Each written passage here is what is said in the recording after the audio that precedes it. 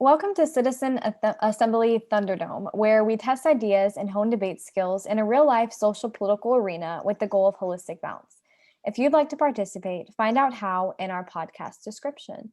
So let's start with a round of introductions from our panelists. We have just about 30 seconds apiece to tell the group and our listeners a little bit about us.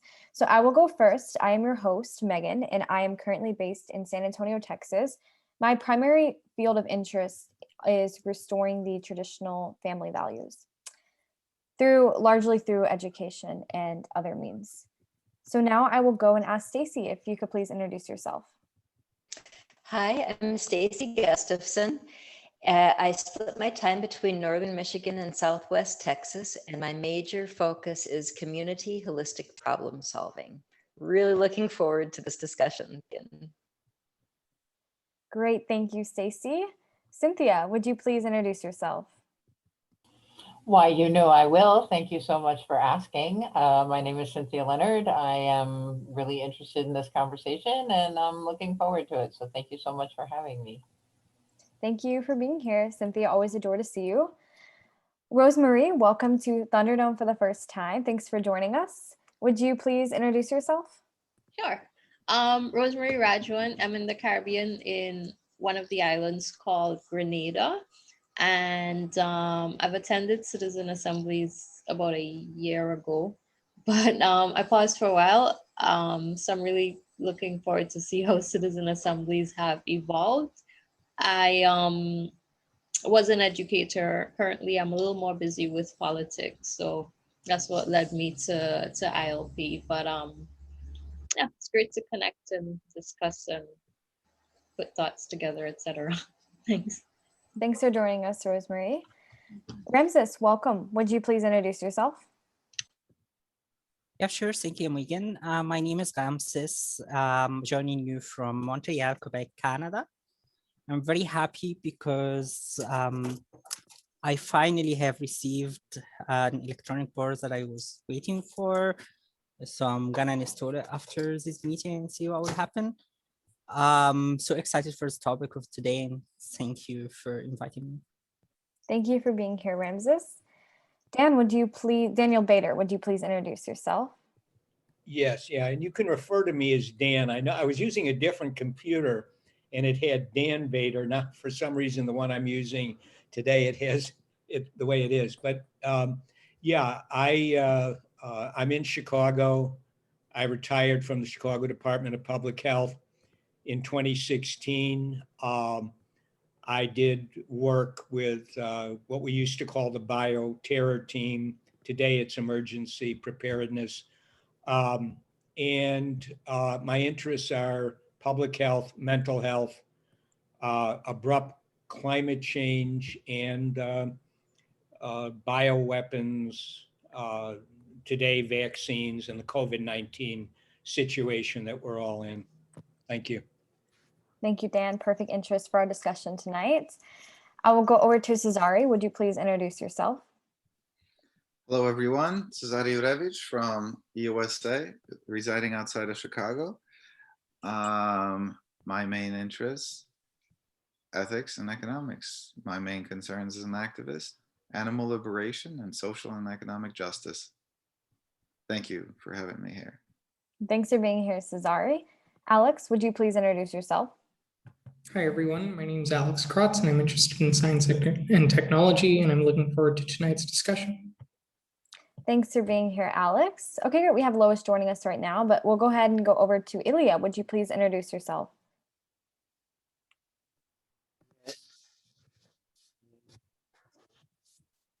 I'm from Kiev, Ukraine. I'm interested in a lot of things. One of them is virology, bioengineering, and the future of aging as a disease and curing all of those diseases one by one. Awesome. Thank you for joining us, Ilya. Daniel, would you please introduce yourself? If you're on mute and your camera is off, so I don't know if you're speaking, Daniel. He was going to be in and out, so he might not be available. Okay, well, if he comes back, we'll go back to him. So we'll go over to Marcin. I know you joined us before, but correct me if I'm wrong. Do I pronounce your name Marcin or Marcin? Marcin, it's fine. Okay, great. Well, thank you for being here. Would you like to introduce yourself? Yeah, sure. My name is Marcin. I'm a software engineer. My focus would be in inequality, and I really enjoyed your intro. I think family values are essential, especially after I heard about the book Second Shift, where women had to take on a second shift when they joined the workforce. So thank you for allowing me to have my intro. Thank you for recommending that book. I'll have to look it up. You said it's called Second Shift? That's correct. Okay, I'm gonna look that up. Okay, well, thank you for that. And last but not least, Lois, would you please introduce yourself? Sure. My name is Lois Diggs, and I am an American. I live in Norfolk, Virginia, and I host Citizen Assembly Women Sundays at 10 a.m. Central. Thank you. Thank you for joining us today, Lois. So we've all had our introductions, so we're going to go ahead and get right on into the topic for today. So usually on Thunderdome, we share an idea and then we see if there's support for it and we have a discussion. Today's topic isn't so much an idea, it's more of a question to just get us thinking and just see what people think. But I am going to ask who's in agreement and who isn't in agreement. And yes, Ramses, Stacy did introduce herself. Daniel didn't. I don't think he's here. So when he pops back up, he can come introduce himself. So the question is, and word for word, I was in the title, should the government or does the government have the authority to make vaccines mandatory? So just show of hands, who thinks that the government should have the authority to make every single citizen vaccinated? Okay, that is great. So show of hands, who thinks that the government should not have the authority to make all citizens vaccinated and that it should be a personal choice? Okay, great. So the only hand I don't see up is Cesari's, like, kind of. Okay, I'd be interested to hear more about that. Marcin and Ilya, what do you guys think? I haven't made up my mind yet. Okay, Ilya hasn't made up his mind yet, and then Marcin, I guess you are abstaining for now? Yeah. Okay, so we have a couple people who are iffy, and we have a lot of us who are like, no way. So let's talk about it. Does anybody want to start us off? Yeah, I'd like to go first. The first thought, because I had seen the question before actually, and I forgot. I somehow thought we'd be talking about education. But the first thought that popped into my mind was not so much should the government or should the government not have the authority, but how can they make it mandatory? And what happens to people who don't get vaccinated? Like, do you imprison them? Because it becomes like a human rights issue. You don't want to, because let's say you're the government and you're thinking straight, you want people to be vaccinated to protect them. And if what you're doing in terms of your education campaign is not enough to convince them that they need to be vaccinated, then punishing them by harming them is sort of counterproductive. If you're trying to vaccinate them to help them and then you punish them for not being vaccinated by dragging them to prison, or how do you make it mandatory? Like, what steps can the government take, and would it be borderline inhumane? That's what popped into my head, more like the how will it be carried out? Can it actually be done in a civilized kind way to citizens? And that's an interesting point. I remember in Grenada when curfews were first implemented, I wondered, because the rationale behind curfews was to keep people from mingling and possibly infecting each other. And I thought to myself, well, if it's going to be illegal to leave your home when you shouldn't, and you get arrested for that, and you're going to be imprisoned, how does that help? Because then you can potentially infect the officers. But then I understood that it wasn't even getting to that point, like arresting and imprisoning someone who's walking the streets when he or she shouldn't. It was more like give them a ticket, and then at a much later date they would go to court, and by that date they're either dead or we're either all dead or not. But it's that's why I didn't agree or disagree, because I'm more thinking about like how can it be implemented, and can it be actually be implemented in a way that's not harmful. So that's why I'm very iffy. Like, yeah. Yeah, that's a good point. Before we go over to Cesare, I'm going to read something that Lois put in the chat. So it says, the Supreme Court has ruled that when faced with an epidemic, a state may implement emergency measures that limit constitutional rights, so long as they have at least some real or substantial relation to the public health emergency that are not beyond all question a plain, palpable invasion of rights secured by the fundamental law. So that was from a Supreme Court case, I believe, Jacobson versus the Commonwealth of Massachusetts. Geez, Megan, could you read that any faster? Well, it's in the chat so everybody can see. I'm a fast reader, so, but that was in 1905. So interesting point that we can talk more about. But Cesare, you are up, so go ahead. Well, Megan, wrong as usual. There's always an idea for us to discuss. And so I do have an idea that I wanted to put up on screen real quick, because it does pertain generally to the topic at hand. And I am looking to develop it further, because it doesn't quite address this point. But I do want to put it up there so potentially we can fit these pieces together from the discussion that we have here. So I am a supporter of this idea, and it was, I can't remember who wrote the original version of this, but it's an idea about handling of epidemics and preparation for epidemics. It has two sections, and I actually, in the interest of time, I'm kind of inclined to ask you to read it, but I'll try my best to rush through it. If a dangerous epidemic appears in some country, which has the risk of spreading to other countries, not naturally restricted to certain climates. Okay, because some diseases are restricted to climates. The country must stop all physical connections with other countries to stop the virus. The country must, I guess it should be clear, it's not necessarily a virus, it could also be bacteria, so that's a fault. Anyways, continuing. The country must apply quarantine restrictions and guidelines for its residents, at least until the contagion can be accurately tracked and assessed. In return, other countries must help this country with medical supplies, medical personnel, food provisions, and other containment needs.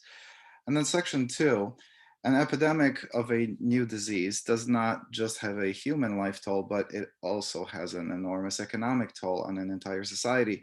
Furthermore, this economic toll can have cascading consequences that have an even greater toll on human life than the epidemic itself, by reducing access to healthcare opportunities, putting people in poverty, and even destabilizing society.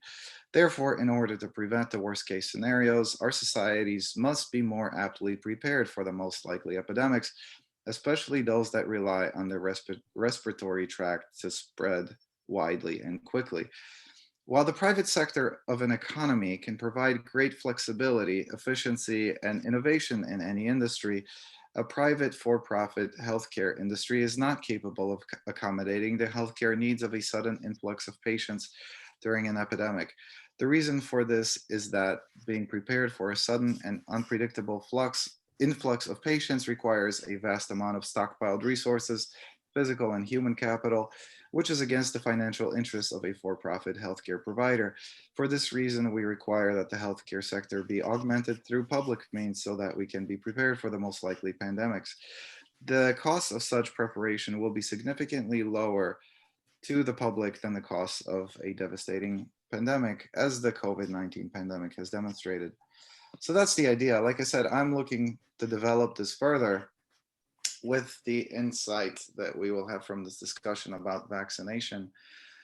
I guess what I am curious about, because I really don't know, like, what are the mechanisms that the governments have in place right now for getting people to get vaccinated? Because obviously a lot of people are vaccinated for a lot of different diseases. So how did that happen? I want to know. Does anybody have an answer to that? Well, Megan has her hand up, and then I have a comment to say after that. Megan? Okay, well, Dan is actually before me and I'm after Dan. So go ahead, Dan. Thank you.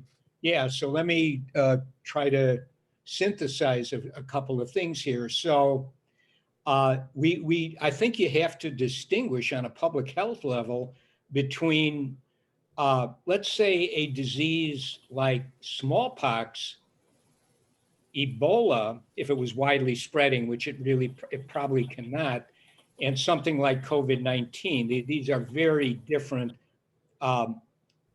conditions.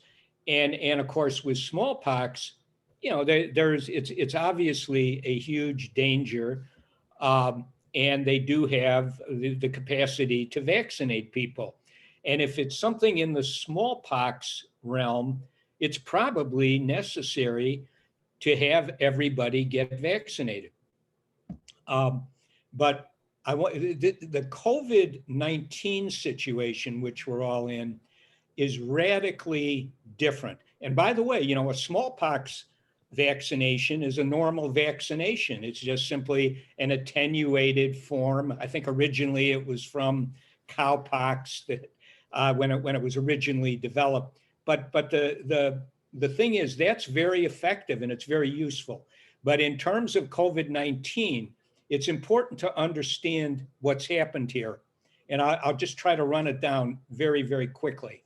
So, and let's remember, a disease like smallpox, or even if they can genetically even modify smallpox to make it more deadly. But the thing here is, with COVID-19, it's a coronavirus. A coronavirus is like, a common cold type of virus, and it mutates very, very quickly. Some people say, it'll mutate every 8, 9, 10 hours or so. But so what has happened here is that if you look at the statistics, the morbidity, type statistics, and you see that the only people who have died or become seriously damaged, and I'm talking statistically, almost all of those people are over age 75, and they had on average 2.5 pre-existing health conditions. That's a very small portion of the population right there. So, and if you look at the death statistics between, let's say, 2019 and 2020, you'll notice that there's hardly any differences. People die all the time from many different things in the United States, but they don't talk about any of that. It's out there somewhat, but it's not put over the corporate, drumbeat media. And let me just throw a few other things to think about. So first of all, the testing, the PCR testing that they have used remember in the early days, right in the beginning, it was like, oh my God, we need tests. Where are we going to get the tests from? We have to have testing, and then we have to have contact tracing, all of that hysteria. Now, the thing about the test, it's this PCR test, which without, I'm not sure I understand the details myself, but I can break it down this way. They have what they call an amplification cycle threshold that is used in this test. Each cycle that it's increased from, for example, from 18 to 19, that's an exponential increase in the size of what it is they're looking at. It has always been understood that you should not go over 30 cycles of amplification with a PCR test to have any hope of real accuracy. When they started the testing, the World Health Organization and the CDC, they basically recommended using 35, even 40 or more as the cycle threshold. That guaranteed that you would have a ton of false positives created. Now, they can always lower that down if they want to. They can always put it down to, maybe 25. then guess what? Suddenly your case rate is going to go way down. It's been relatively fraudulent. That's one thing.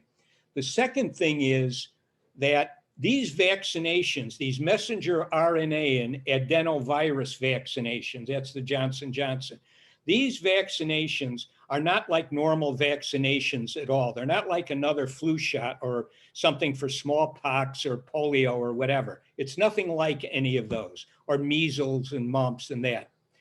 So in order to get this emergency use authorization up there, you could not have medications that existed that could actually combat the disease. Now, with COVID-19, it was always known, and certainly right in the beginning, that you could use the hydroxychloroquine cocktail and ivermectin. These are two antiviral medications. They've been in use for decades and decades. They're safe, they're effective. But you could not have the emergency use authorization for these experimental so-called vaccines if you had those medications available and in use. And what they did is in order to, and who are they? When I say they, I mean the public health authorities in this country and, in the World Health Organization. What they did was they basically allowed two very prestigious medical journals, the New England Journal of Medicine and the Lancet. And they allowed them to publish an article, both of them published articles, which discredited both the safety and the efficacy of the hydroxychloroquine cocktail and ivermectin. I think they were mostly focused at that time on hydroxychloroquine because, we can't forget that Trump got up there one day at one of those conferences and said, use hydroxychloroquine and zinc. He was basically for a short while pushing the cocktail. But they allowed these prestigious medical journals to put in this bogus stuff. There was no data to support it. They later had to retract it down when enough doctors and responsible public health people questioned it, and they retracted those articles. But they had already publicized it for a number of months that those medications, those therapeutics, were no good. And then when they retracted the articles, they never publicized it. You wouldn't hear it on CNN or the alphabet, stations at all. And so we did have therapeutics available, and they're still available, although they're still being seriously suppressed. And then the other thing to understand, and I know I think it's getting out there in the mainstream media now to some degree, is that this COVID-19 virus, it's a coronavirus, but they basically genetically engineered it to what they call a gain of function, which made it much more transmissible. And they can also make it, if they want to, much more toxic. And this COVID-19 virus, it could be more toxic than what's even apparent at this point in time because of the genetic engineering. Just because you don't get an immediate effect doesn't mean you can't have something evolving a little bit down the road. But in any case, so what is it that you're getting with this messenger RNA vaccine? It's highly probable that this is something that was developed in part here under funding from our own National Institutes of Health under Anthony Fauci. And then I think the way it went was in 2014 or something around that time, there was a decision made that these laboratories which do this kind of bioweapon research could no longer pursue this. At that point in time, the funding was switched over to the Wuhan laboratory in Wuhan, China, where they have a laboratory there that does this kind of work, offensive bioweapon research. And so here's what has happened. So now they always told you in the beginning that the only thing you could do was let's lock down, wear the mask, socially distance, be careful. I remember in the early days when I thought, I knew it was kind of a bioweapon. That I was able to understand that very early on, but I didn't know how dangerous it was or anything. And I was really anxious and very careful. but here's what the messenger RNA vaccine, so-called vaccine, because it's not like an ordinary vaccine. Here's what it does. It basically, you get your shot and it pretty much sends the messenger RNA into the cell. That goes into the, protoplasm of the cell where you have ribosomes, and then it constructs what? It constructs a spike protein in your cells. Well, what is that spike protein? That spike protein is supposedly what they used in the bioweapon. Now, so think of it this way. Maybe if people understood what it was you're getting injected with, and to understand that you had medications available, if you weren't over 75 with 2.5 medical conditions, you're probably pretty good. The most you're going to get is symptoms like a cold or, maybe a little flu-like stuff from the coronavirus. You might just say to yourself, no, I don't think I want to take it, right? I don't need a bioweapon spike protein in my cells. And the problem is they also had animal research on these messenger RNA vaccinations. Back in, I think it was 2002 or 3, we had another SARS epidemic, and then we had what was called MERS, which was in the Middle East.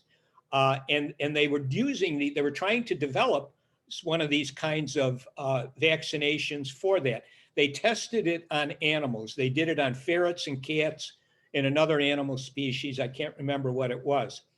And what they found was that all the animals, after they got their vaccinations, they were pretty okay, not an immediate problem.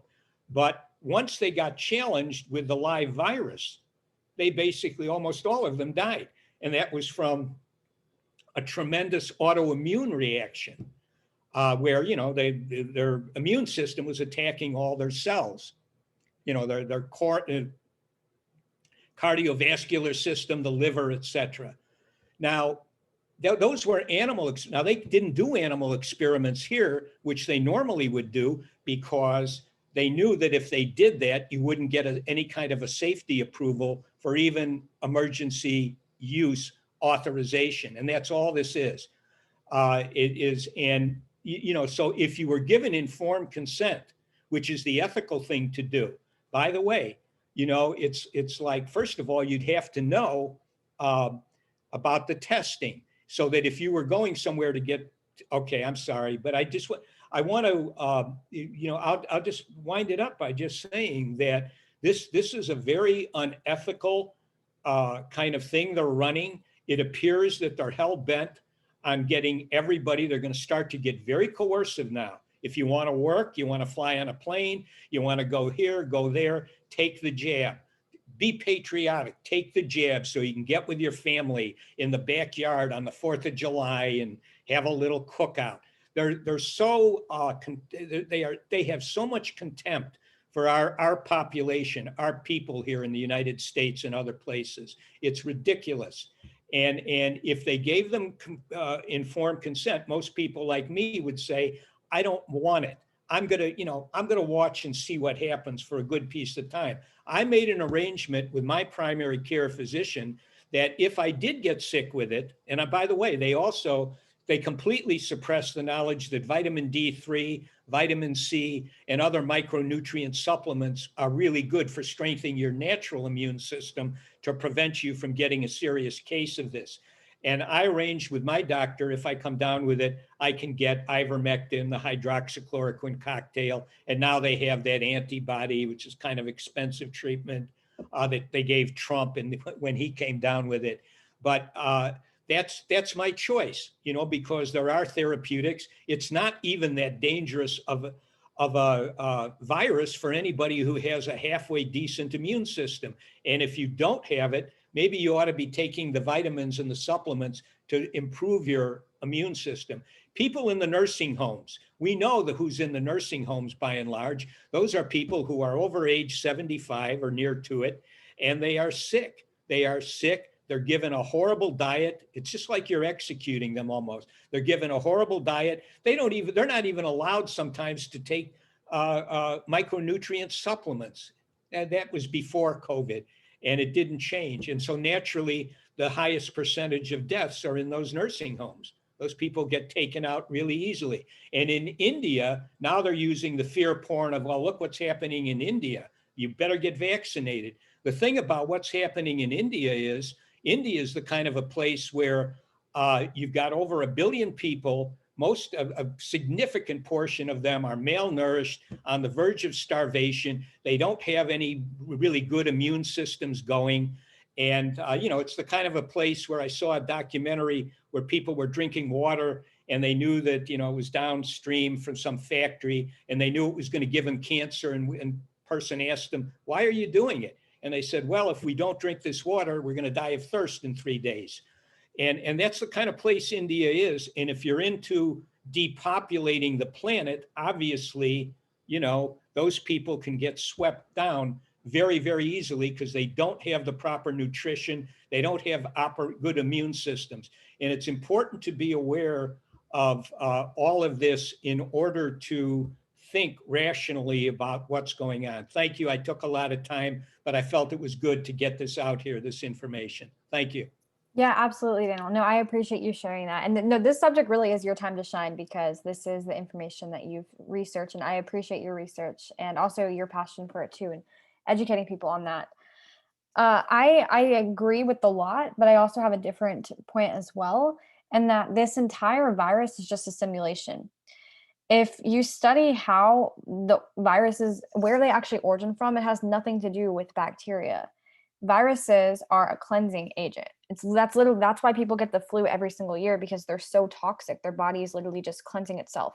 We actually don't even have an immune system. We have a lymphatic system, which is one of the most important systems in our body that works to clean our body. So once again, this is what all these detoxification symptoms are. And if you want to read more about that, there's a book called The Recipe for Living Without Disease by Agnes Bunderplanet. It explains it better than I could at this time. But I've done a presentation on an idea where the true cause of disease comes from, and it has to do with toxins, nothing to do with bacteria. To put it into perspective, people in nature, meaning tribes like the Hunza, the Eskimos, the Hadsma Bushmen, and isolated Swiss, they eat raw meat and they eat rotten meat and they eat blood. They have bacteria everywhere, yet they live the longest lives. In fact, the Okinawans, who are in, I believe it's Japan, live almost to 150, and they eat literally raw meat, raw organs, blood, tons of bacteria. Why aren't they sick? Why aren't they dying? Why are they the healthiest people?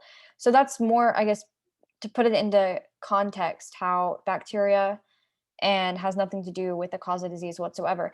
And something else I want to show too, just to show this entire thing is just a joke. Honestly, it's a joke on humanity, because it brings in the Hegelian dialectic. And I'll put the book in the chat to this, Daniel. But if anyone's heard of that, basically it's action, reaction, and synthesis. And this is a theme that has been happening all throughout history. We see it with 9/11, really, actually, right? So the action is Twin Towers are bombed. The reaction is people are emotional. They're scared. They want help. And then you have the solution, which is the Patriot Act. And that's another topic to talk about how that's affected us. But we see the same exact thing happening now. Some virus shows up that literally there's no proof of it ever existing. So some virus shows up. It's just normal detoxifications that people have every single year. And then what happens? You have an unnecessary amount of fear mongering. And people want help. They want support from the government now. And so now they get vaccines. But the same people who are pushing this agenda are also supplying the vaccine. And so they always win. It's pretty much how the entire thing works, just like the education system. It's all fits in the Hegelian dialectic. But a couple things I want to show, just to show really how much of a joke this is this right here. So check this out. Literally fruit, and a goat tested positive for COVID-19 in Tanzania. Like, really? So we have fruit literally showing up as positive. It really is a joke. And then the last thing I'll say too about vaccines, I don't think at all that they should be mandatory. This is an individual choice. And the vaccine, if you look into it, is extremely toxic. People are dying from it, and it's only going to make people sicker. In fact, even the president, Joe Biden, said in one of his, it was either a press conference or some news release, that even after the vaccines are rolling out. He said people are going to get sicker. That's happening because sickness starts with toxicity. When you have toxins built up in the body and you're not replenishing it with whole raw foods and bioavailable bacteria that you need, the toxins build up over time, and eventually that's going to cause some kind of detoxification to come, which is flus, sore throats, all of that, which once again is just your body cleansing itself. But most people do not live in toxic-free environments. Every time you walk outside, even in your home, you're bombarded with EMFs and pollutants in the atmosphere, and we eat completely unnatural and unhealthy diets, so our cells aren't being reproduced. We're basically unhealthy, and so we're prone to these sicknesses. And then you inject vaccines in people, it just makes them even sicker. And one other thing I want to show, just most people are actually pretty brainwashed into this too, but let's look at this. This is a super emotional subject that a lot of people get, but check this out. So it's on a Reddit thread. Somebody said 3 weeks ago, my mother was vaccinated with the Johnson & Johnson vaccine. 2 weeks ago, she had a stroke and was declared brain dead 2 days later.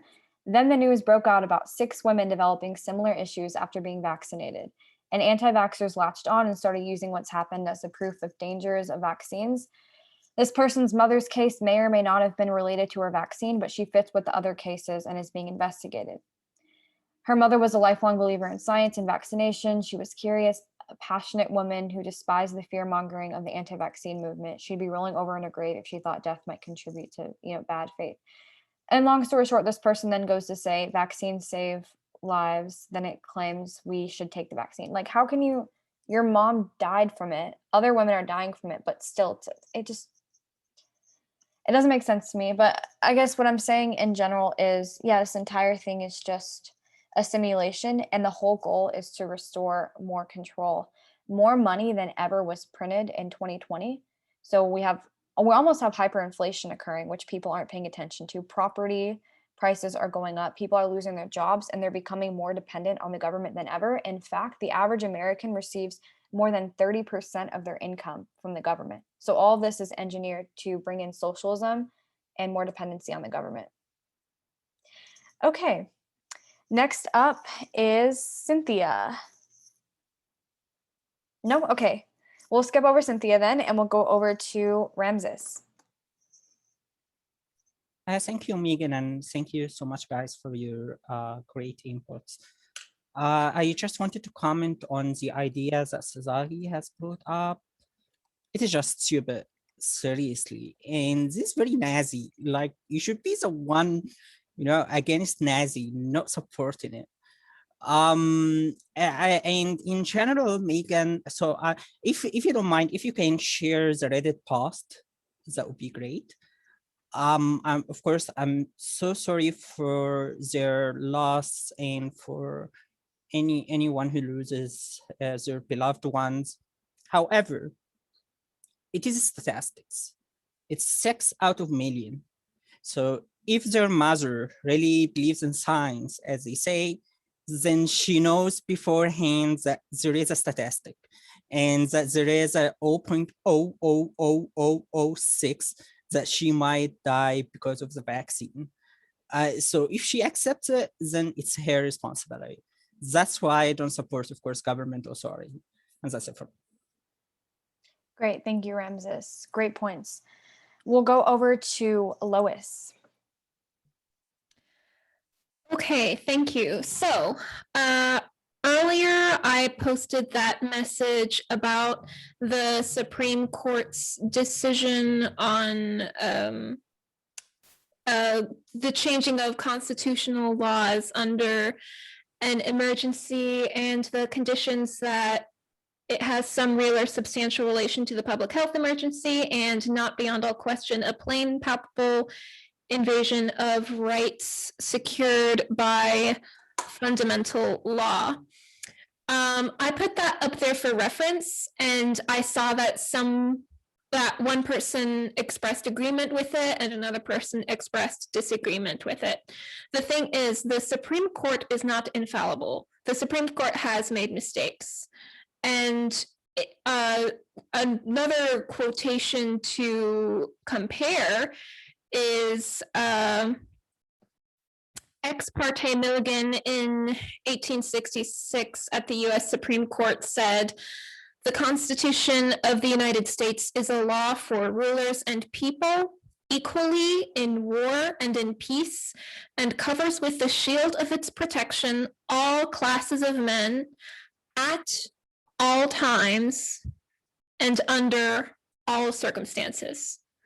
So there is no official precedent for whether constitutional rights can be abridged, in my limited knowledge. There might be something I'm missing, but that's what I get so far. So I do not believe that the government should impose mandatory vaccines for a number of reasons.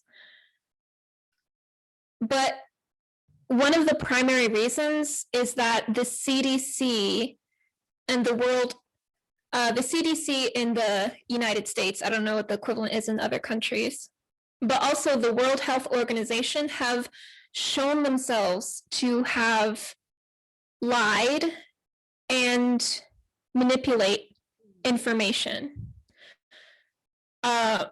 So I have reason to distrust them, and we should have reason to distrust them, in my opinion.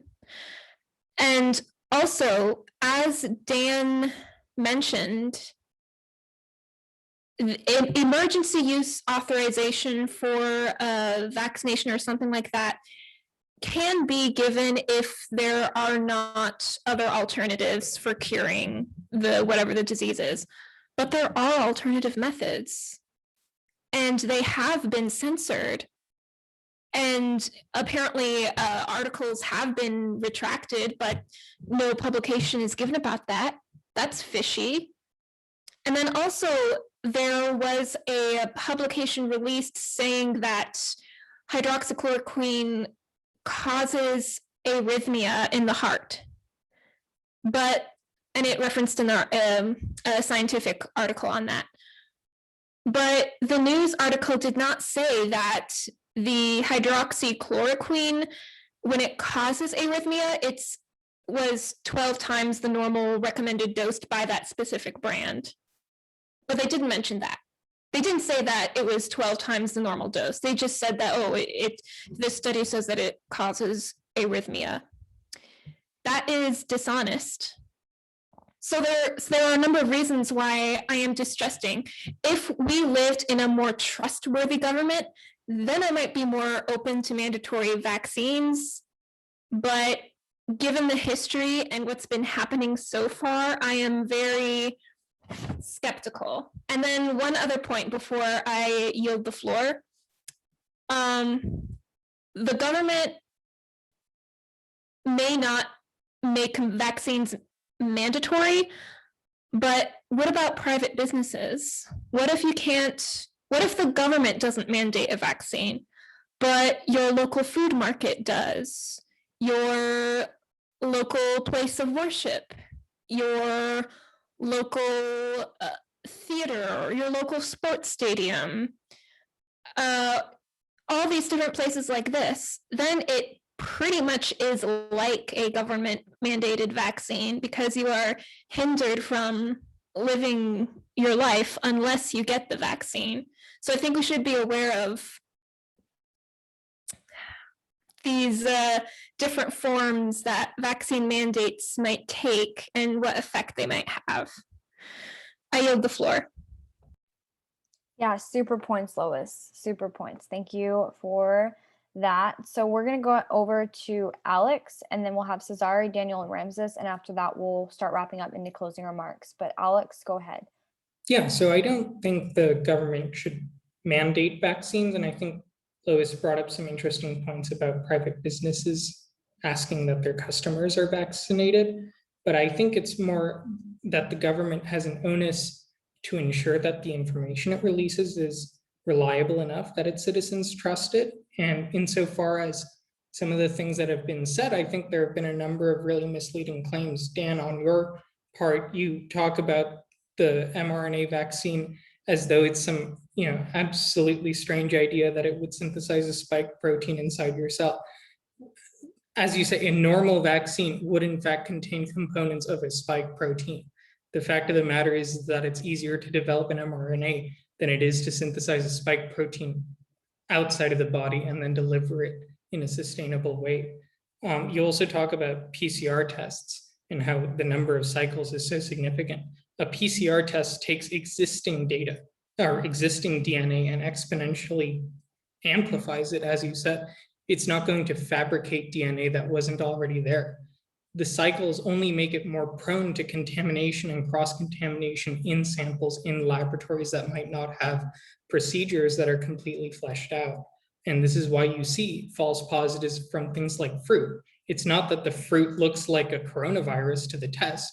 It's that cross-contamination will lead to a false positive, irrespective of what you put into the test. Secondly, I think that, Megan, some of the things you said were, I think, quite interesting. How would you, or what did you say? You said bacteria has nothing to do with it. I think you meant viruses probably, and we can in fact see the coronavirus. You can take a swab from somebody who's infected and look at it under a microscope and see the coronavirus. It's not something imaginary that someone made up. That being said, I think trust is what is really important here. And within the scientific community, within the academic space, that's been the biggest topic of conversation. As you pointed out, Lois, there were retractions regarding hydroxychloroquine. And in fact, the lack of publicity on retractions is an existing problem in science that has been existing for many years. And it's only now being sort of revealed and having this broader public impact because of the importance of these early studies on hydroxychloroquine. And so it's, I think reading malicious intent to it is probably going a bit too far than to say that these are existing flaws in the way that we do science and the way that we deliver this information. So yeah, that's what I had to say. Thanks. Thank you, Alex. So next up is Cesare. Wow, some very interesting information, a lot of it over my head. Thank you for all those people who did their research here. Whether it's right or wrong, I'm glad. Thanks for doing some work and sharing it. I guess, first of all, my question was not answered, is does the government at this point require vaccines? And because I don't know, I know I've gotten a bunch of vaccines. How did I get them? I don't really remember being consulted about it. I mean, when I joined the military, you kind of submit yourself to the government anyways. So that I got some of them that way. Maybe I know a lot of them were as a child, but then again, I was actually in Poland when I was a child. I don't know how they did things over there, but when you're trying to immigrate from one country to another, I think you have to submit your vaccine record. So to enter the country, maybe not as, actually, I'm not sure if how it is on like as a tourist, but yeah, you have to have vaccines if you want to come to the US. So the government does require of that you know, foreigners. So that's very interesting. And you know, I mean, yeah, that brings a lot of complexity to it. Some places they just don't have vaccines for even for the most trusted vaccines and the most necessary vaccines, simply because they don't have access to it because of economic underdevelopment. But anyway, so that brings a lot of complexity. But then with the people who are already here, yeah, it does make sense that it's people have the freedom, and then they do it because they have the knowledge and the freedom to make the good decision, that people are actually aware of, you know, of what's necessary here. I think the bigger problem is not the viruses. It's the bigger problem is our lack of faith in the government and the people running it. I think that's really the biggest problem here. So from that perspective, absolutely not. You know, government should not have any influence over that. But then again, the government already does. You know, we're fine with requiring people coming into the country being vaccinated, imposing those restrictions on us. Presumably, then in return, we're fine with other governments imposing those restrictions on us entering their governments. So just by doing that, by virtue of travel, you're essentially, you know, you're giving the government the authority to do that. So that's difficult. That's difficult to do without looking at things globally, and while at the same time making it possible for people to travel from one country to another. So this is a very difficult problem. I think what we have to be addressing, though, is the mistrust in our government. Anyways, I don't know what else to say. I yield the floor. Okay, thank you, Cesare. So now we're going to go over to Dan, and then I believe we'll go to Ramses, and after that we'll go into closing remarks, but we'll start with those who have their hands up then, because we're cutting short on time. But go ahead, Dan. Okay, so I'm gonna, because time is so limited, I'm gonna stand on what I said about the PCR test, despite certain criticism concerning it. That's something that people can research themselves. And by the way, if I were you, I'd stay away from fact checkers. Do your own research, and you have to really dig in, because the fact checkers are not reliable. But anyway, so let me put this in a certain kind of context. So there's the testing issue. There was the issue of the therapeutics, which were discredited. And what Lois said was totally right on. That was a study done in Brazil. They did that on purpose. It was, it's hard for our population today to grasp the actual psychopathy that infests our government and our corporate world and all of it. Now, I want to just take this. So the bottom line is there was no vaccination that was even necessary here.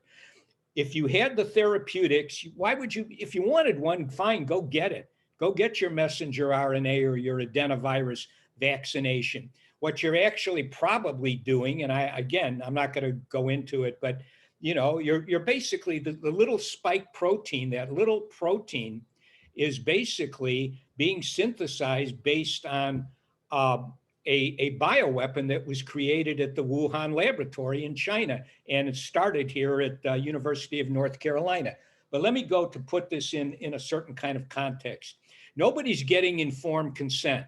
Informed consent would be you'd know about the therapeutics, you'd understand issues on the testing, you would know that if this vaccination was available, but there was no testing done on it, that there had been other animal testing on similar types of vaccines. The results were very poor. You should know that before you make a decision. But let me put this in the larger context, at least from my point of view. So we know that Bill Gates is primarily the vaccination king in the world. He has been for some time now. He's been kicked out of India because of all the damage, other vaccines that he was pushing, all the damages that were occurring. But here's the thing, Bill Gates just came out with a book on climate change. And I think it's, it's more bad news. It's not what everybody likes to think about. But Bill Gates and the other elites, like Klaus Schwab and the Davos group, the elites around the world, they basically understand that we are in some abrupt climate change, that they don't know how many years they've got to try to fix all this, but they know it's limited. So in Bill Gates' book, which he just came out with a month ago, he starts it out by saying, I want you to keep in mind two numbers, 51 billion and 0. Right now, on a yearly basis, we put 51 billion tons of greenhouse gases into the atmosphere. We have to go down to net 0. And he proposes, just like Biden came out with the other day, that we got to cut it down 50% by 2030, and we got to get to net 0 by 2050. And if you ever see some of Bill Gates' little talks and everything, he's very much concerned with overpopulation. And you have to realize that given the population that we have in the world today and the projections of where it'll be, let's say by 2050, it's impossible to ever get to net 0 with that kind of population that expects to have any kind of a decent life. Now, as he points out, probably 65% of the greenhouse gases we put up there so we have electricity and all the things, the plastics, the cement, all the products we use and make. So what in his mind and the mind of the elites, you need to drastically reduce the greenhouse gas emissions. There's no technology right now to pull them out of the atmosphere, which is kind of necessary. And so depopulation, it's always been around as an issue. And people have you can find this, you may have to dig a little bit deep, but if you wanted to depopulate the planet significantly and create your own special climate controlled, self-sufficient, high-tech, smart cities, kind of a little city states like Singapore, for example, type of thing, for those who can continue to survive. You have to depopulate through bioweapons, something like COVID-19 or a lot worse, but you have to depopulate through bioweapons and vaccines, because you have to have plausible deniability so that people don't catch on to what it is you're doing intentionally. And it's a real problem. I think the only way I can understand this craziness about the vaccination situation, this messenger RNA vaccination stuff, and is to put it in that context. And look, it's very, very difficult for the average person or most people to ever believe that people would do certain kinds of things. But if you go back in history, over in Europe, they have a major, some kind of class action lawsuit, which is pressing in Europe that what they're doing with the COVID-19 and the vaccinations is the greatest crime against humanity ever committed, and there needs to be a Nuremberg, type of tribunal. This is all suppressed. You can get the information, but it's getting harder and harder. And so it's really important to realize that just like when the Nazis controlled Germany and a good part of Europe, it was just basically, they went ahead, they believed themselves that, exterminating useless eaters and people and so, this kind of thing was what had to be done. And the academicians and the doctors and the most intelligent people in the culture were for it. A lot of people opposed it, but it's not unprecedented. And I would just say, if you haven't gotten vaccinated, and you're going to be pressured. I understand if you're working and they tell you want a paycheck, take the jab. Well, maybe you'll take the jab, because you're figuring, just like those Indians when they say, I got to drink the water and get the cancer, because if I don't drink the water, I'll die in 3 days from thirst. It's that same mentality. They know how human nature is, the people who are running this kind of stuff. They are expert at propaganda, manipulating masses of people. And in my opinion, it's definitely going on. And, you should look, part of the last thing I'm going to say, personally, I'm worried they actually are going to really intensify this situation, kind of create a police state to force people to get vaccinated one way or the other. And that maybe certain states are going to stand strong against this kind of thing, like some, Florida, some other states. And I know that here in Chicago, I know this isn't going to be the place. And it's not that hard to set up a police state here, just to have, checkpoints on the main roads out of the state, and the, testing and so on. And I'm thinking, I'm getting prepared if that really comes to pass. I'm leaving Illinois and I'm going to Florida or some other state, just to get away from this kind of tyranny and this, pressure. I don't, look, if you understand that Bill Gates climate change reducing the emissions, they're saying to you want to go on your vacation to Europe, you want to have a good time and everything like we used to have. Well, how are you going to have that if you're going to have to cut the emissions by 50% by 2030? Your trip to Europe, even if you're fully vaccinated, how much is that going to cost in a couple of years? $2,000 each way or 5,000, it's going to completely alter everything that we've been familiar with. And yet they're just kind of, go to the concert, have your backyard cookout, hot dogs with the family. They just treat us like the most, they're so contemptuous of our population. That's it. Thank you for the time. Appreciate it. Thank you so much, Daniel. Great points. Also really interesting how different states are taking a stance against this. I think California and New York are already trying to pass standardization laws. But anyhow, we're going to go ahead and move into closing remarks because we are right about at time now. But great discussion, everyone. We do have a couple more hands up, so I'm just going to go to closing remarks with you guys, if that's okay. So, No, Marcin. Not okay. I want to hear the people speak in full. They can during their closing remarks. So we'll start with Marcin. Go ahead.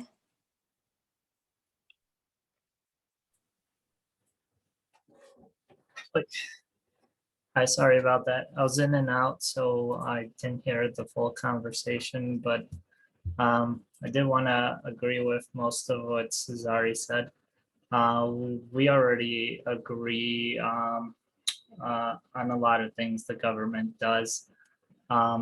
And I also want to go back to the point Dan made in our previous meeting where as a community, we come together and we make decisions and we shame individuals into performing tasks they might not want to do.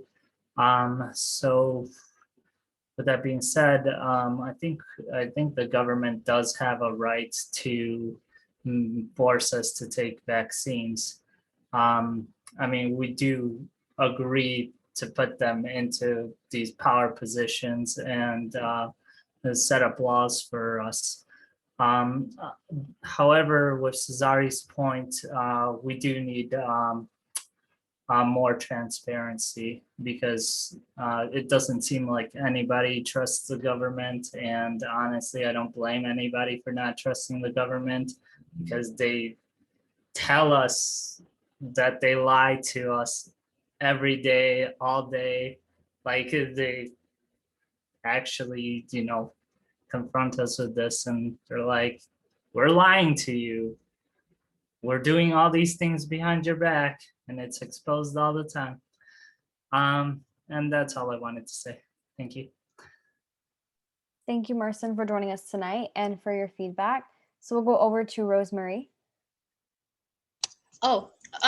I saw a comment earlier, I think from Cynthia or somebody in the chat about vaccines for schools. And that's also the case here, that you have to present a vaccination certificate, at least if not across the board, but I'm pretty sure it's across the board, but definitely in some schools, but I'm thinking all.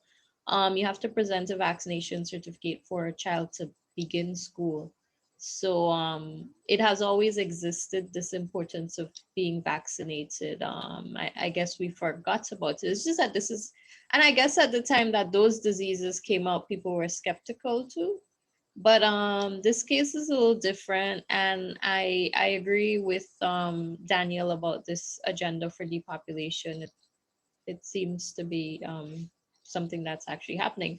What I don't agree with, I feel like, instead of just trying to end people's lives, you could also, from a world leader perspective, you could also just educate people on the importance of not having kids or that many kids, rather than just try to wipe them out, like we can also go that route, even if you wanted to like incentivize not having kids or something, you can just encourage people to not have kids or just have a child, not in the inhumane way that China did it, but I for me that's also an approach. It doesn't have to be depopulation or we all die, but I think that in itself would be a great topic to discuss at another time, because it's definitely interesting and it seems to be what's at the source of what we're experiencing right now.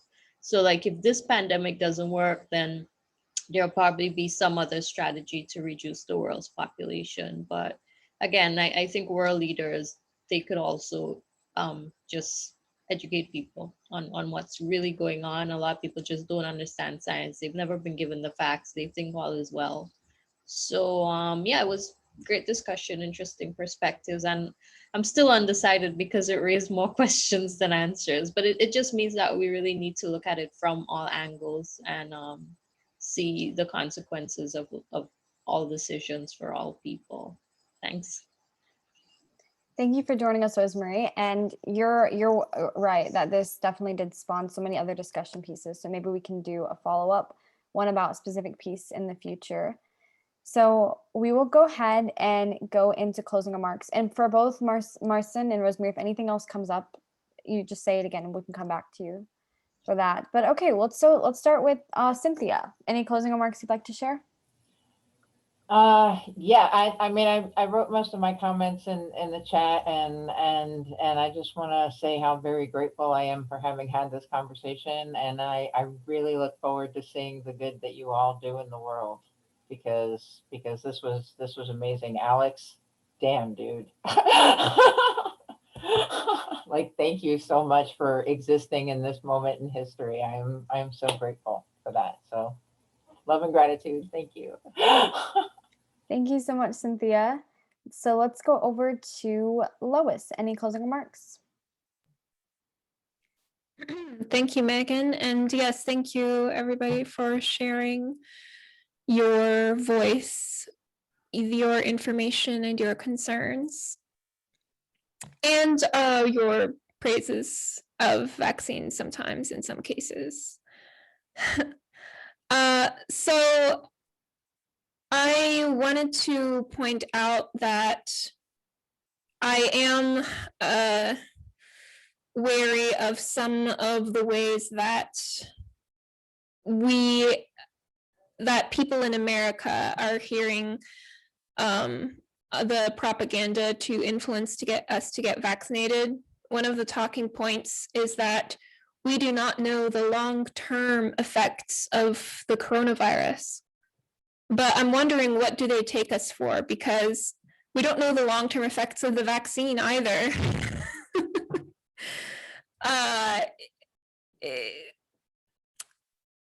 It just annoys me very much and increases my distrust of listening to these people. But also, at the same time, I will say that I do agree with Ramses on the point that 6 people dying shortly after a vaccine is a very, very, very small amount out of the huge number of people who have gotten vaccines. And as much as anti-vaccine as I am, I will acknowledge that the death rate for vaccinated people is much lower than the death rate is for the coronavirus itself, according to the numbers that I've seen. But again, it's really hard to get at an accurate perspective with our information, since there are extreme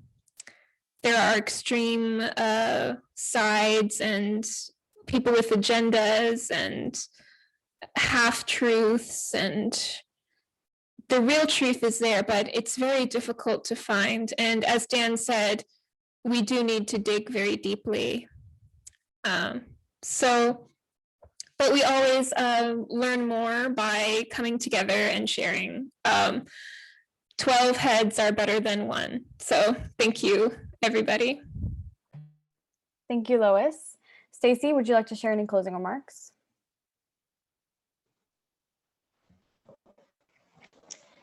Yeah, thank you, Megan, for tackling this topic, and thank you everybody for showing up and having such wonderful comments and content. This was a beauty. I have a lot to take home and process. I think we really did a great job of covering the gamut of everything. And then I just wanted to say that I think that The difficulty with our childhood vaccinations is when we first started getting them, there were just a few, but now we get huge cocktails to our children all at the same time. And I think that I understand that reduces the body's ability to thrive. And if we would take a look at how we give our vaccinations to our children, that might help a lot. So thank you very much. Beauty to me. Thanks. Great. Thank you so much, Stacy. Ramses, would you like to share closing remarks? Sure. Thank you, Megan. I would say that our problem, especially after the information that Lois has posted in the chat regarding Supreme Court ruling, I think we really need politicians who are human rights activists, who really care about human rights, whichever opinion they have, whether they want to restrict this or unrestrict this. I have never seen a politician or, for example, an American president that really has, something that he really defends very strongly, or a point of view that he's really standing for. For example, Biden is just a bitch, and you're not gonna hear anything about Biden for 4 years. He goes to work on meds, and he's just a puppet for his party. So I'm not expecting, yeah, exactly, Megan. I'm not expecting anything to change, to be honest, as long as we are electing parties. We are not electing real people, who work for us. And last thing to mention is, I remember I was in a discussion with a friend about human rights and COVID restrictions, and he showed me some chart, I think the Canadian chart or something, which is all about human rights, and you have the right to do this and that and this, and the government shouldn't do X, Y, Z. Okay, that's all fine. And then in the end, there's one line that says that, however, the authority or the queen has the right, to avoid to not implement this charter, in extreme cases. Like, what the fuck? Then why the charter is there? It's all about the extreme cases. It's all about some authoritarian who wants to control people and uses the pandemic or a crisis as a reasoning for this. So in my opinion, people are people, they are not smart, they are gonna stay like this. And if they go extinct because of global warming, COVID or whatever, they deserve it. Thanks, God. Thank you, Ramses. Well said. Alex, would you like to share closing remarks? Yeah, sure. I enjoyed the discussion. I enjoyed hearing what everybody else had to say. I think as a closing remark, I'd say I'd be wary of perspectives that seek to demonize areas of society that might not be as malicious as they're being made out to seem right now. I don't think Bill Gates, I'm not gonna defend Bill Gates, but I think he is still a human being. I think as psychopathic some things have been in human history, I think the vast majority of people are not working to those ends. And I think depopulation is one of those things that are misconstrued towards that end when they're, discussing that, because overpopulation can be a pertinent issue. And so it's a sensitive topic. Anyway, thank you. Thank you, Alex. Daniel Tweep, would you like to share any closing remarks if you are with us? Yeah, I'm here. Can you hear me okay? Mm-hmm. Yes.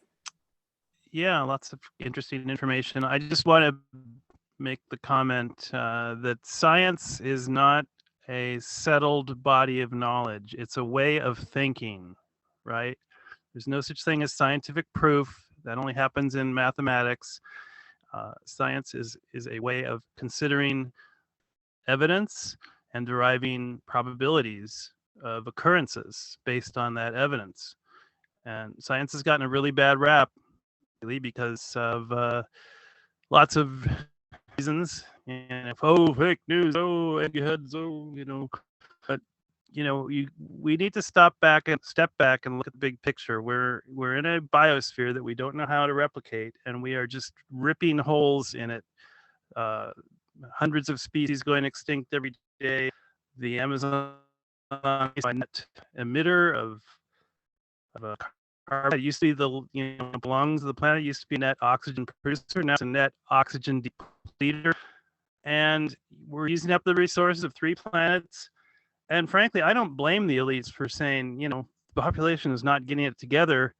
Maybe they need to stop having babies. That would be the humane way to attrit the population down to a sustainable level, because what we're doing now isn't sustainable now. It hasn't been sustainable for a long time. And I have questions about democracy if it was in things like con artists like Donald Trump, getting in highest office of the land.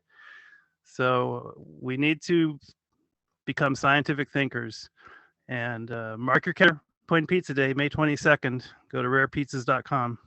We're going to have a pizza party for free, 1 million slices around the world. Thanks.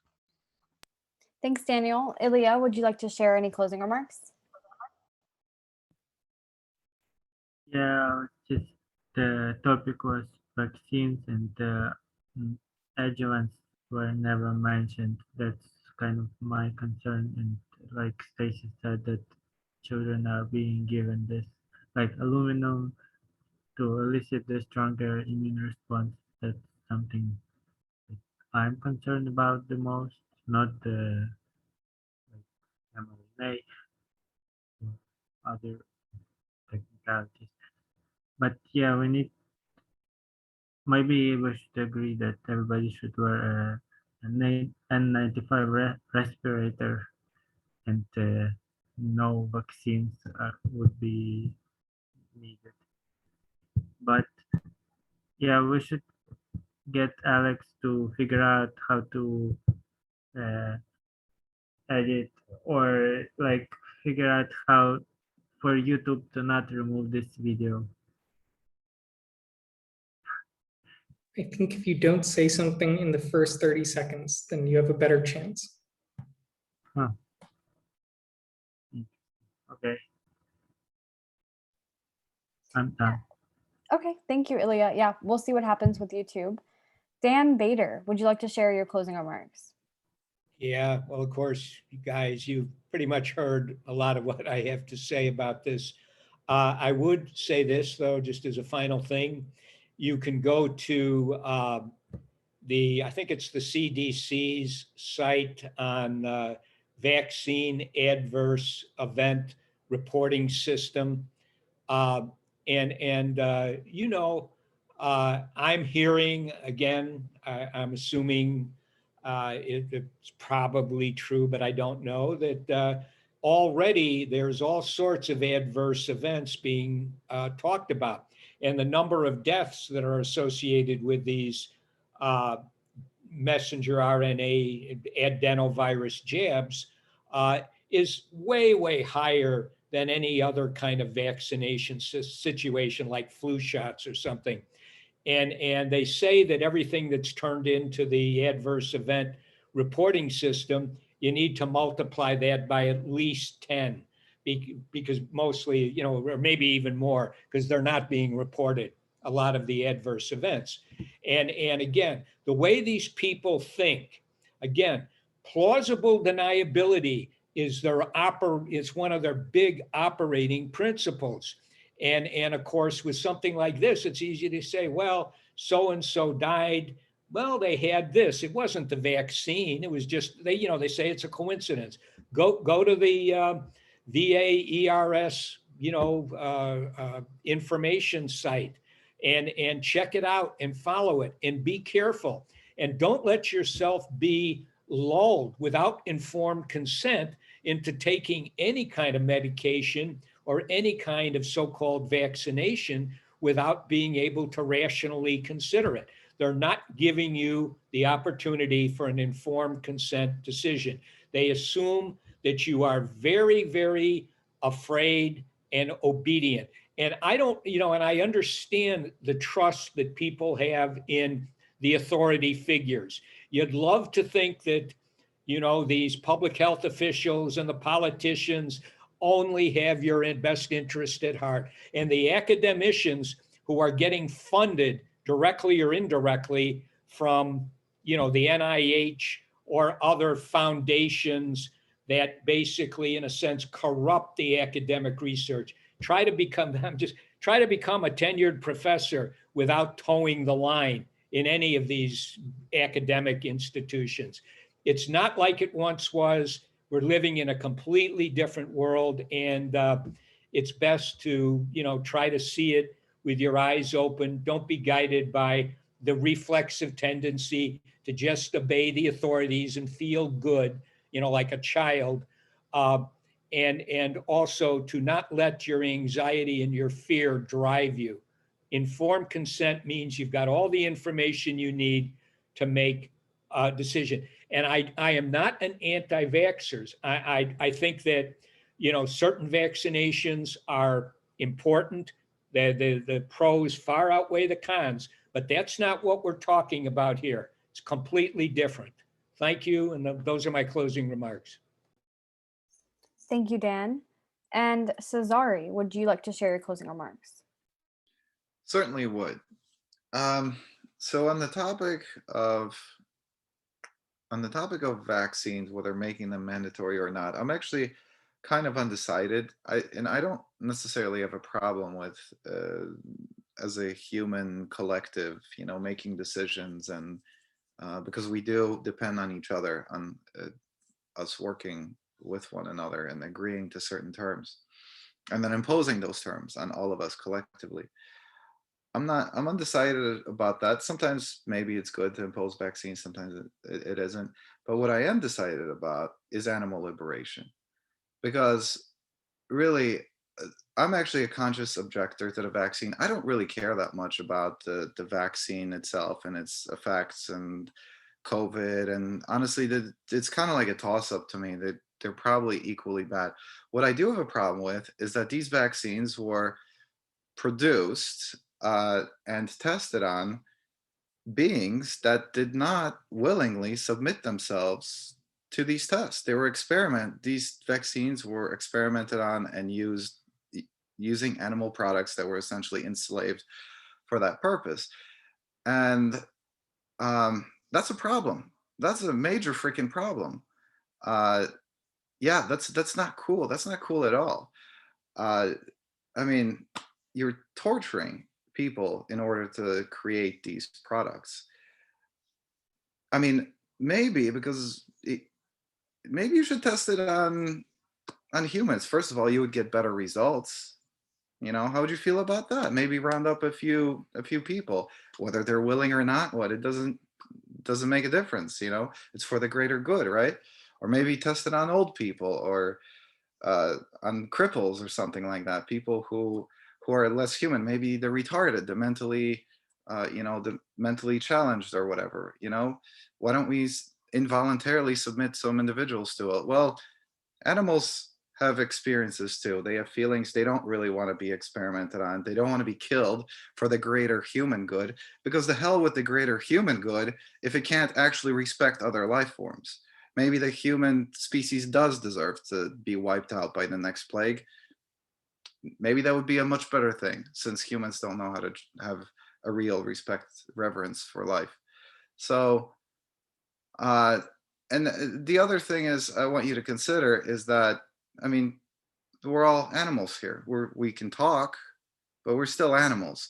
And the way that these people in power, the way that they learn to treat those other animals in captivity, that they can impose their will on, you know what? Guess who they're gonna use that on next? They're gonna, the way that we learn to abuse and exploit animals, it gets transferred over onto humans. This happens over and over again. We have to raise the bar for how we treat other animals. Frankly, I don't trust anyone who exploits animals, who doesn't respect animals, because if they find themselves in a position to do that to me, they're going to do it. Why wouldn't they? It wouldn't make sense for them not to exploit me the same way that they exploit any other animals. So I'm a conscious objector against the vaccine for that reason. Not to say I don't sometimes have to make calculated, difficult decisions. I'm just saying that that's a problem. I think, so I'm objecting to it as long as I can get away with it. I think what is a much bigger also effect is how we treat other animals for food, for clothing.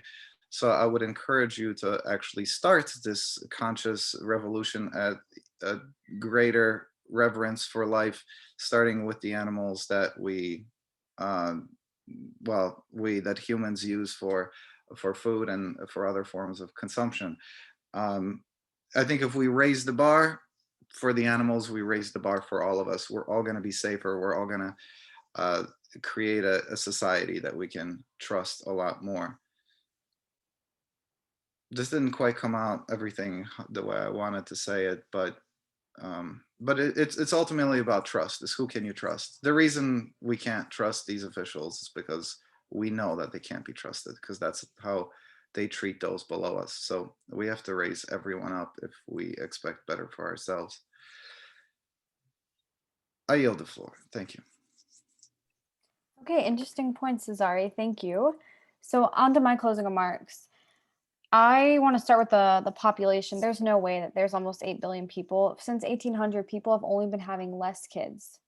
The LGBTQ movement is only growing more, and usually there's no reproduction that occurs. So how in the world, and with feminism too, lowering fertility rates, it's complete lies. Whatever, they're just putting numbers in a machine. There is no way that we're at 8 billion people. It's just, it's once again, it's another joke, and they use it to push depopulation.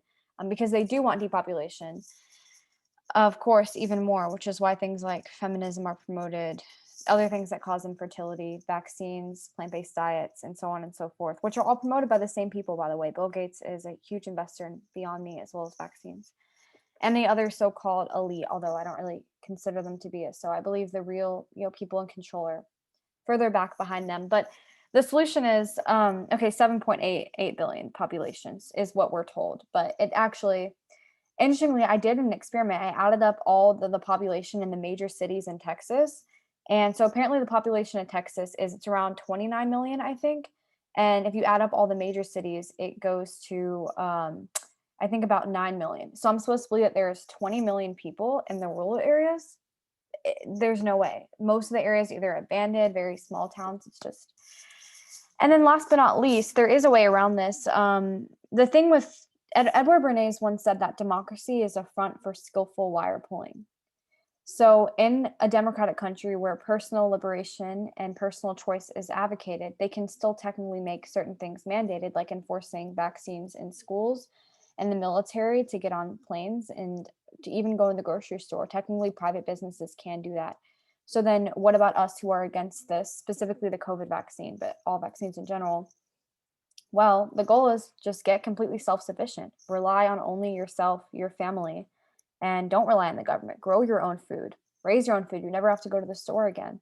Become wealthy. Have a wealthy family. So that way you don't have to depend on an outside job. Only then, when we restore self-sufficiency, just like the values that early America had when the country was truly a republic, only then when we have self-sufficiency and strong families will we actually have individual choice. Because I think what this teaches us on a bigger level is that the average American does not have as much individual choice as he or she thinks. And I think we're going to see more of that as the years come. Well, great discussion, everyone. Very interesting. We'll totally continue this and maybe go down some other roads as well with it.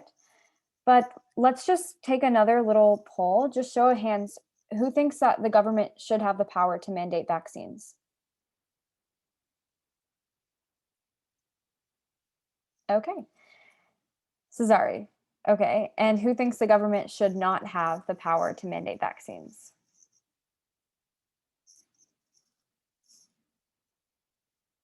Okay. Cool. Well, if anybody wants to create any kind of idea around this and talk about it here, you totally can do so. And you can just bring it to either Stacy or I. We'll get that set up for you. And for our viewers and listeners, if you'd like this idea, don't forget to support it in agora-ilp.org. In Egora, you'll also find information for our upcoming meetings. And finally, like our page and join our group on Citizen Assembly on Facebook.